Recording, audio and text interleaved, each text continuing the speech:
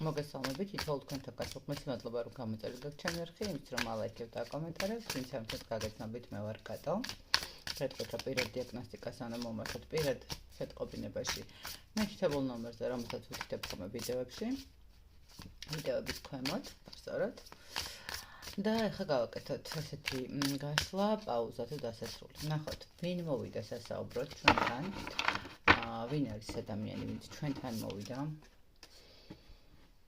ეს არის ადამიანი, რომელთანაც შეიძლება ითქვას, რომ ამ ეტაპზე გაქვთ ესეთი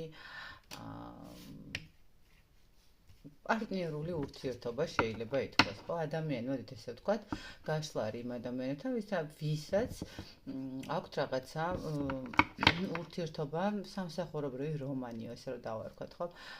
ეს არის ადამიანი, რომელიც საკმაოდ манипуляტორია, საკმაოდ ესეთი თავისი ენერგიების სწორი განაწილება იცის, შეიძლება კარგი ფსიქოლოგიც იყოს, რატომაც არა.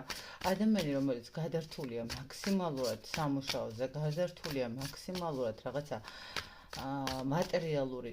მატერიალურთან მიმართებაში, შეიძლება ითქვას.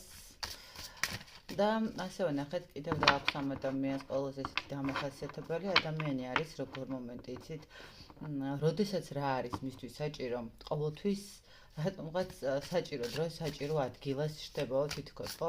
ზუსტად იცის, როდის უნდა გააკეთოს რაიმე ნაბიჯი თავისი სურვილების ასასრულებლად. ნახოთ, ეს ადამიანი საბოლოოდ წავიდა თუ დაუბრუნდება. დავიწყებ იქიდან, რომ არა, არსად არ წასულა, აქ შესაძლებელია რაღაც მომენტი იყოს სამკუთხედის სიტუაციის მდგომარეობაც და ეს სამკუთხედი მოდით ვთქვათ, რომ შეიძლება ითქვას ეს არ არის მარტო პირად ურთიერთობა ვინმესთან, ეს არის ვთქვათ სამსახურებრივი მომენტიც, ანუ სამსახურსა და პირად ურთიერთობას შორის არჩევანს, როდესაც აკეთებს, ხო, თან გითხარით, რომ აქ სამსახურებრივი რომანის მდგომარეობა შეიძლება იყოს.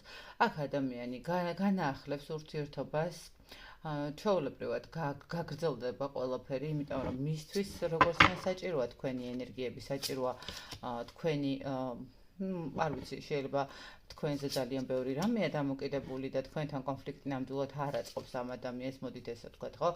მისი მატერიალური სიტუაციები თქვენთან შეიძლება რაღაცა ახერხებთ იმას, რომ დაეხმაროთ საქმიანი კუთხით.